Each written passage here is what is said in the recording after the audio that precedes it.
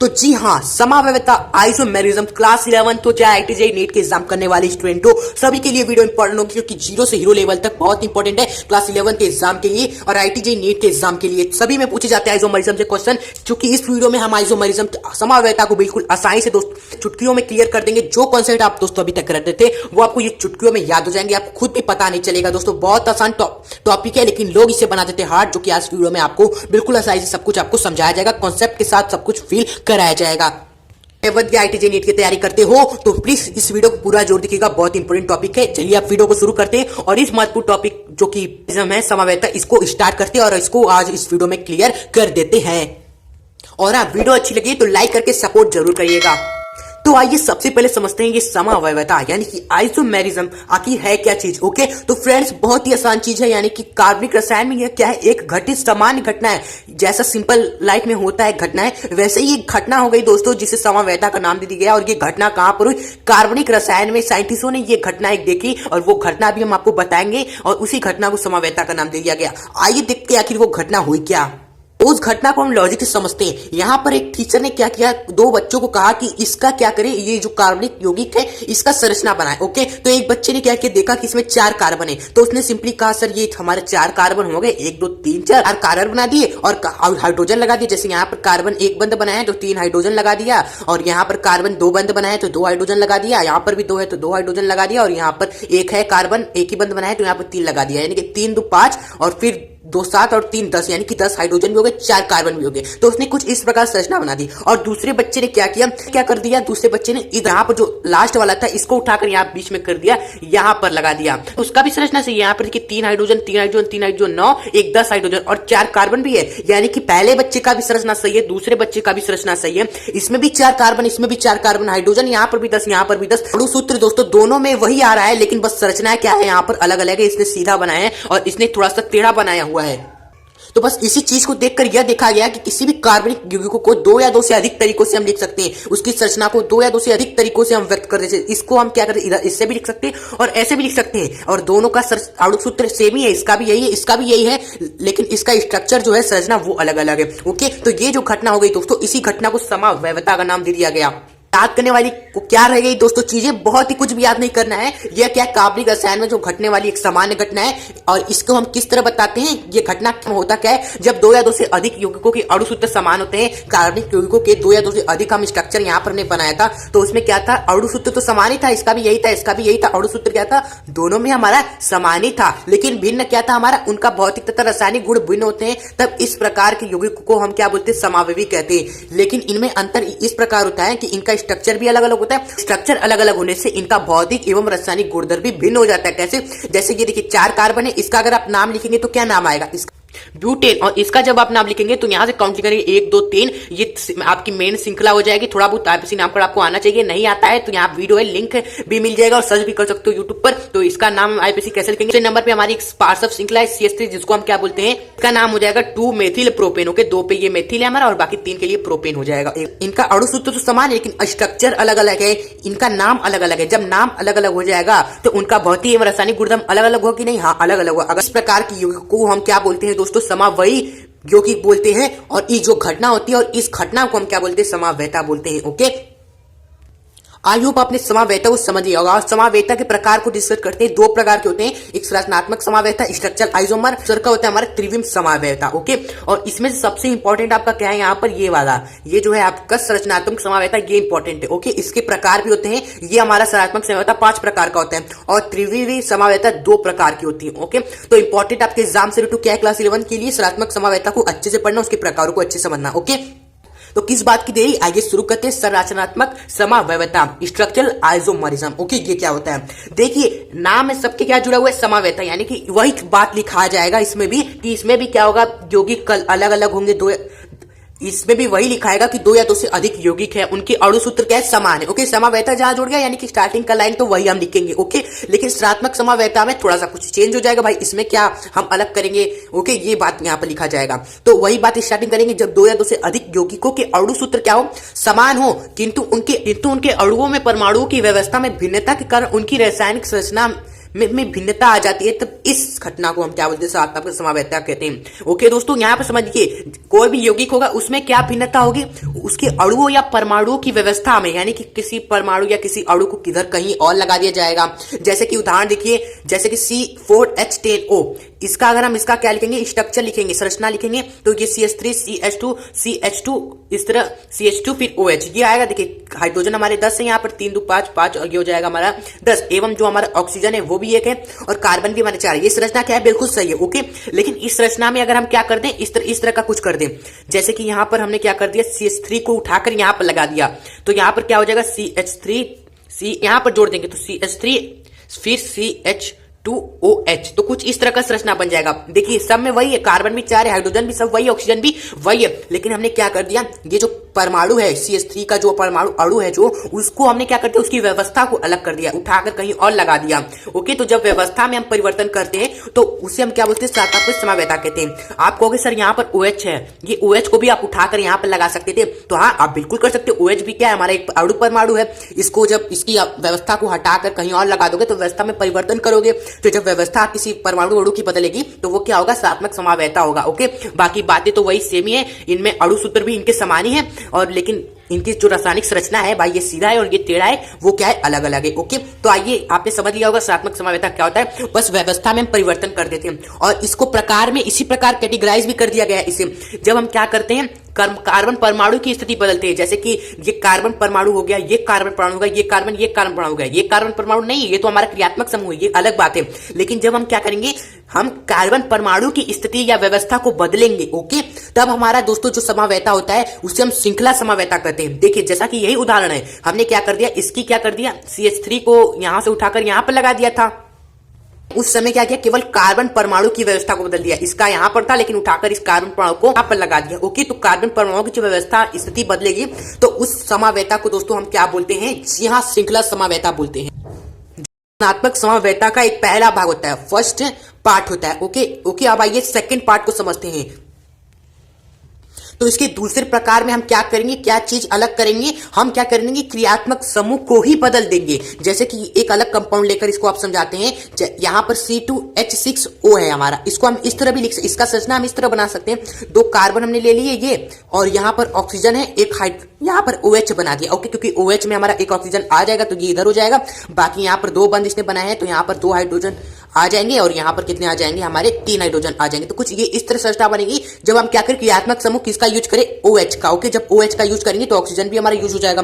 और दूसरा का तरीका हम इस तरह भी कर सकते हैं, हम OH का यूज नहीं करें, हम क्या करें, इसका यूज करें, केवल ऑक्सीजन का। जब ऑक्सीजन हमारा बीच में होता है तो उसको हम बोलते हैं, आपको पढ़ा होगा अपने क्रियात्मक समूह के बारे में, एक हमारा क्रियात्मक समूह OH होता है जिसको हम बोलते हैं अल्कोहल, एक होता है केवल हमारा ऑक्सीजन जो कि हमारा कार्बनिक समूह के बीच में आ जाता है, तो इसको हम क्या बोलते हैं, ईथर बोलते हैं। ओके, इसको हम ईथर बोलते हैं। इस तरह के ऑक्सीजन को, केवल अकेले ऑक्सीजन के इसके अगल बगल क्या हो, क्रियात्मक कोई कार्बन श्रृंखला जुड़ी होती है तो उसको हम क्या बोलते हैं, ईथर बोलते हैं। तो ये एक हमारा क्रियात्मक समूह का यूज हम कर सकते हैं, जिसमें एक ऑक्सीजन हमारा यूज हो जाएगा और बाकी अगल बगल 2 कार्बन है तो एक इधर कार्बन एक इधर कार्बन लगा देंगे, तो ये हमारा क्या बन जाएगा, एक दूसरा स्ट्रक्चर बन जाएगा। और दोनों में भिन्नता क्या है, भिन्नता ये है कि यहाँ पर जो हमारा क्रियात्मक समूह था इसके स्ट्रक्चर में OH था, और यहाँ पर जब हमने अगला स्ट्रक्चर बनाया उसमें हमने क्रियात्मक समूह को चेंज कर दिया, हमने ऑक्सीजन ईथर हमने ईथर क्रियात्मक समूह का यूज लिया और यहाँ पर हमने ऑल एल्कोहल का यूज लिया था। तो जैसे समावेता को जिसमें क्रियात्मक समूह ही अलग अलग होता है, भले ही उनका जो अणु सूत्र होता है वो यही आएगा, तो उसे हम क्या बोलते हैं दोस्तों, क्रियात्मक समावेता बोलते हैं। तो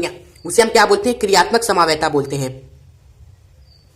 तीसरा पार्ट होता है सकारात्मक समावेता का, जब इसमें क्या होता है, जब यौगिकों के अणु सूत्र तो समान होगा, भाई समावेता है तो अणु सूत्र तो समान ही होगा, लेकिन हम क्या करेंगे, अलग चीज क्या करेंगे, द्विबंध या त्रिबंध भी होते हैं ना स्ट्रक्चर में, या क्रियात्मक समूह जो है उसकी स्थिति को हम बदलेंगे। देखिए यहाँ पर क्रियात्मक समूह को ही बदल दे रहे थे, लेकिन यहाँ पर दोस्तों जो अभी हम पढ़ेंगे तीसरा का पार्ट, उसमें क्या होगा, द्विबंध त्रिबंध या फिर क्रियात्मक समूह की स्थिति को बदलेंगे, यानी इधर से उधर करेंगे, उनको चेंज नहीं करेंगे, उनकी स्थिति को, उनके पोजीशन को चेंज करेंगे। देखिए बात हुई है यहाँ पर स्थिति, उनकी पोजीशन को, उनके स्थान को जब बदला जाएगा, ओके, की समावेता को हम क्या बोलेंगे, स्थान समावेता बोलेंगे।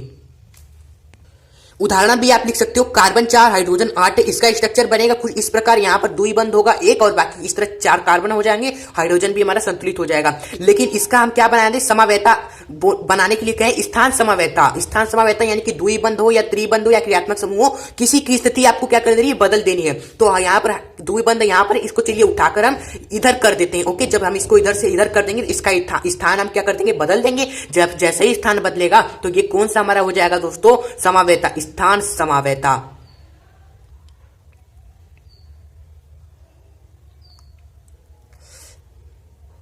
तो कुछ इस प्रकार से हमने क्या कर दिया, हाइड्रोजन बंध की अवस्था को, स्थिति को बदल दिया, तो ये हमारा स्थान समावैता हो गया। ओके, क्रियात्मक समूह भी हो सकता है भाई। अगर क्रियात्मक समूह मान लीजिए यहाँ पर कोई OH जुड़ा हुआ है, इसको आपने उठाकर यहाँ पर लगा दिया तो आपने इसके स्थान को, इसकी स्थिति को बदला, तो वो भी आपका स्थान समावैता कहलाएगा। ओके, तो संरचनात्मक समावैता में हमने 3 तरह की समावैता को अभी हमने पढ़ा है। पहला समावैता तब जब हमने क्या किया, किसी कार्बनिक स्ट्रक्चर में कार्बन परमाणु का स्थिति बदला। जैसे कार्बन परमाणु यहाँ था, इसको उठाकर यहाँ लगा दिया। ओके, इसको उठाकर यहाँ लगा दिया। ओके, तो ये क्या हो गया हमारा समावैता। इसको हम क्या फर्स्ट पार्ट बोलते थे, जिसको श्रृंखला समावैता कहते हैं, जिसमें कार्बन परमाणु को ही बदलती है स्थिति उसकी। और दूसरे पार्ट में हमने देखा क्रियात्मक समूह को ही जब हमने बदल दिया किसी स्ट्रक्चर में। इस पर OH एल्कोहल का यूज करके हमने स्ट्रक्चर बनाया और यहाँ पर हमने ईथर का यूज करके स्ट्रक्चर बनाए। स्ट्रक्चर दोनों का अलग अलग है, लेकिन इनका अणु सूत्र क्या है, यही है। तो इस प्रकार की समावैता को, जिसमें क्रियात्मक समूह ही बदल जाता है, उसको क्रियात्मक समावैता बोलते हैं। ओके, और तीसरके में हमने देखा जब हम क्या करते हैं, यौगिक या अणु सूत्र का तो समान ही रहेगा, लेकिन उसमें हम द्विबंध हो गया, त्रिबंध हो गया या क्रियात्मक समूह हो गया, इसकी स्थिति को, इसके स्थान को जब बदल दे तो उसको स्थान समावैता बोलते हैं, जिसका उदाहरण हमने यहां पर दिया। अब 2 और बचे हुए दोस्तों प्रकार, और ये उसको भी समझ लेते हैं। चौथा है आपका मध्य व्यवस्था, यानी इसका पढ़ते हैं हम यहाँ पर, जब 2 या तो से अधिक यौगिकों के अणु सूत्र तथा क्रियात्मक समूह समान हो, किंतु क्रियात्मक समूह की दोनों ओर जुड़े हुए एल्किल समूह क्या हो, भिन्न प्रकार के हो, तो यह घटना हम क्या कहलाती है, मध्य व्यवस्था कहलाती है। ओके, इसको समझिए अच्छे से। यहाँ पर देखिए एल्किल समूह आप समझते हो ना, एल्किल समूह ये होते हैं, जैसे CH3 हमारा कहीं जुड़ गया, कहीं हमारे CH2 CH3 हमारा इस तरह कहीं भी दोस्तों कार्बनिक श्रृंखला में जुड़ गया। ओके, तो इस तरह के समूह को एल्किल समूह बोलते हैं। जैसे कि एक कार्बन वाला ये हो गया, इसको हम क्या बोलते हैं, मेथिल बोलते हैं। इसको हम क्या बोलते हैं, 2 कार्बन है, एथ यानी कि एथिल बोलते हैं। और 3 कार्बन आ जाएंगे, जैसे 3H2 CH2 एवं CH हमारा 3 हो गया, तो ये 3 कार्बन है, तो इसको हम प्रोपील बोलते हैं। और ये सभी किसी कहीं भी आप क्या हो जाएंगे, कार्बनिक श्रृंखला में जुड़े होते हैं। ओके, तो इसको हम एल्किल समूह बोलते हैं। और यही एल्किल समूह क्रियात्मक समूह के दोनों और भिन्न प्रकार के हो, तब दोस्तों ये घटना आपकी मध्य व्यवस्था कहलाती है। जैसे कार्बन 4 है, ऑक्सीजन 10 है एवं ऑक्सीजन ये। ओके, इसका अगर आप क्या बनाएंगे, ईथर रूप बनाएंगे, जिसमें ईथर आता हो। ईथर यानी कि बीच में ऑक्सीजन क्या हो, 2 कार्बन श्रृंखला के बीच में हो। तो यहां पर हम क्या कर सकते हैं, 4 कार्बन है, 2 कार्बन हम यहां पर लगा देते हैं एवं 2 कार्बन हम यहां पर इस तरह कर सकते हैं, ऐसा कर सकते कि नहीं, हाँ, तब हमारा ऑक्सीजन बीच में होगा। अब इसका हाइड्रोजन लगा दीजिए, यहाँ पर 1 वैलेंसी है तो 3 हाइड्रोजन आएगा, यहाँ पर 2 वैलेंसी है तो यहाँ पर 2 केवल और ला दीजिए, और यहाँ पर 2 वैलेंसी है तो यहाँ पर भी 2 हाइड्रोजन, यहाँ पर 1 है तो यहाँ पर 3 हाइड्रोजन। ओके, तो एक प्रकार इस तरह स्ट्रक्चर बना देते हैं। ओके, और यहाँ पर आप क्या देख रहे हो, ये सभी चीजें, ये एवं ये।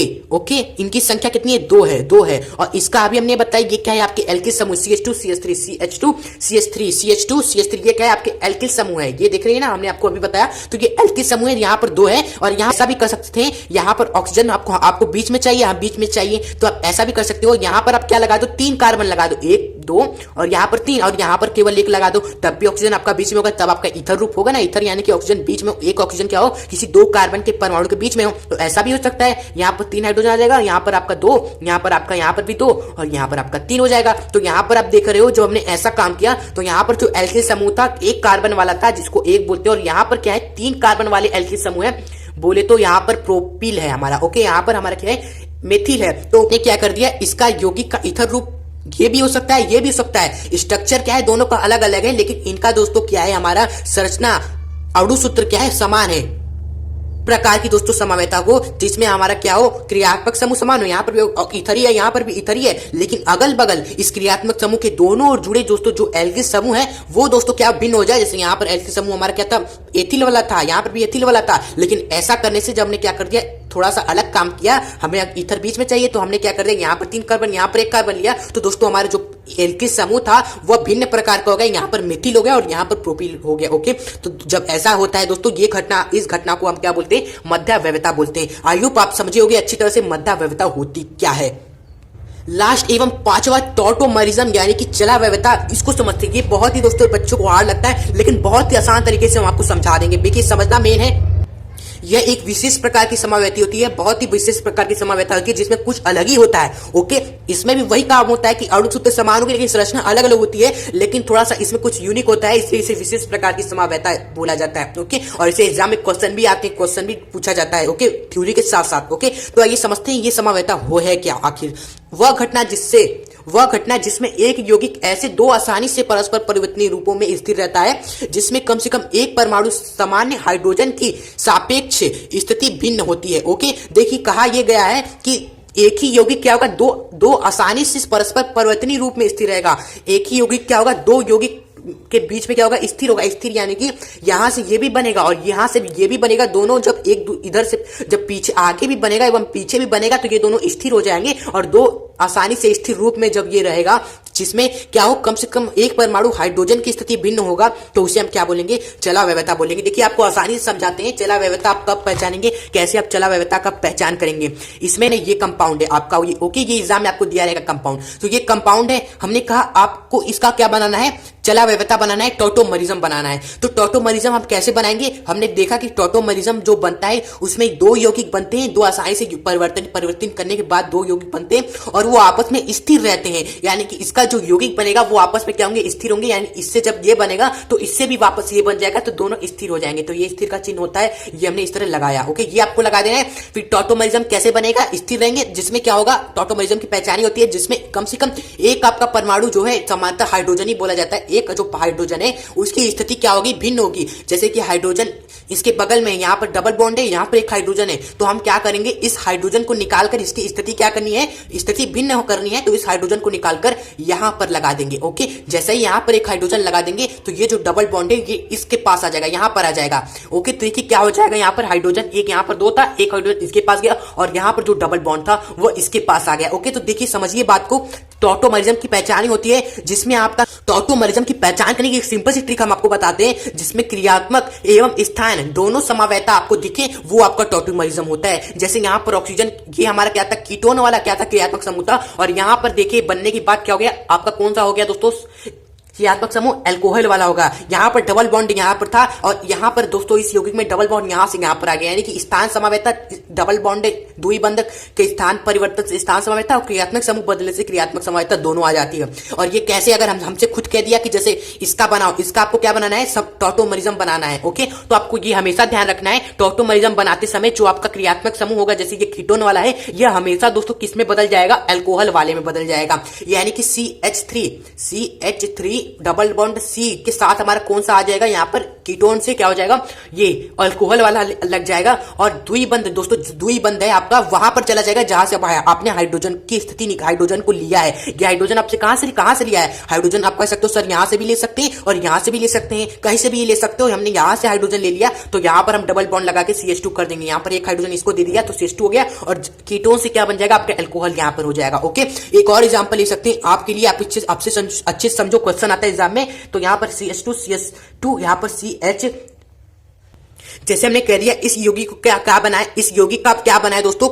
ये चला वैवता टॉटोमरिज्म बनाए। तो आप टॉटोमरिज्म बनाने बस आपको क्या करना है, कीटोन जो है आपका ये किस पे बदल जाएगा, अल्कोहल में बदल जाएगा, यानी सब कुछ वही रहेगा, CH3 भी वही रहेगा, CH2 भी यही रहेगा। जो कीटोन है हमारा ये किस में बदल जाएगा, OH में बदल जाएगा। ओके, और ये जो डबल बॉन्ड है, जहां से आपने हाइड्रोजन लिया, अगर आपने यहां से हाइड्रोजन लिया है तो यहाँ पर डबल बॉन्ड लगा दे, अगर आप यहां से ले रहे हो तो यहाँ पर डबल बॉन्ड लगा दे। हम यहां से ले लेते हैं तो दो हाइड्रोजन है, हमने एक हाइड्रोजन ले लिया तो डबल बॉन्ड CH हो जाएगा और बाकी जो हमारा CO है और यहाँ पर CH3 है वो हमने इसी तरह लिख दिया। ओके, तो ये आपका क्या बन गया, इसका टॉटोमरिज्म बन गया। और टॉटोमरिज्म में हमेशा ये आपको ध्यान रखना है, टॉटोमरिज्म में हमेशा हाइड्रोजन परमाणु की स्थिति बदल जाती है। हाइड्रोजन यहाँ पर एक था, यहाँ पर आ गया, यहाँ पर हाइड्रोजन था एक, यहाँ पर हमने हाइड्रोजन कर दिया, यहाँ पर जो दोस्तों हाइड्रोजन था यहाँ पर एक था, इसको उठाकर यहाँ पर लगा दिया। ओके, तो हाइड्रोजन की स्थिति बदल जाती है और कोई भी यौगिक है वो दो आसानी से परस्पर परिवर्तनीय रूपों में क्या होते हैं, स्थिर होते हैं, स्थिर के निशान के साथ स्थिर होते हैं। तो आई होप आपको ये पांचों जो समावैता के प्रकार थे, सदात्मक समावैता के, वो हमने कंप्लीट किया इस वीडियो में। नेक्स्ट वीडियो दोस्तों दूसरा वीडियो बनेगा जिसमें आपको दोस्तों जो आपके 3V समावेता उसके प्रकार उसको आपको अच्छे से समझाया जाएगा। दोस्तों ये वीडियो होती है यहीं पर एंड। अगर आपको वीडियो पसंद आई हो तो प्लीज वीडियो आपको पसंद आई हो तो प्लीज इस वीडियो को लाइक जरूर करेगा और अपने दोस्तों को भी ये वीडियो जरूर शेयर करें ताकि वो भी ऐसे वीडियोस का फायदा उठा सके। और चैनल को सब्सक्राइब करके बेल नोटिफिकेशन आइकन पर क्लिक करके ऑल पर जरूर करेगा जिससे ऐसे वीडियोस आपको टाइम टू टाइम मिलती रहे, आपसे कोई भी वीडियो मिस ना हो। ओके, तो ये कुछ और वीडियोस देख सकते हो और इसका भी फायदा उठा सकते हो और चैनल को सब्सक्राइब करके वीडियो को लाइक करके सपोर्ट जरूर करिएगा। तो फ्रेंड्स आप मिलेंगे ऐसे ही नेक्स्ट वीडियो के साथ, तब तक के लिए गुड बाय।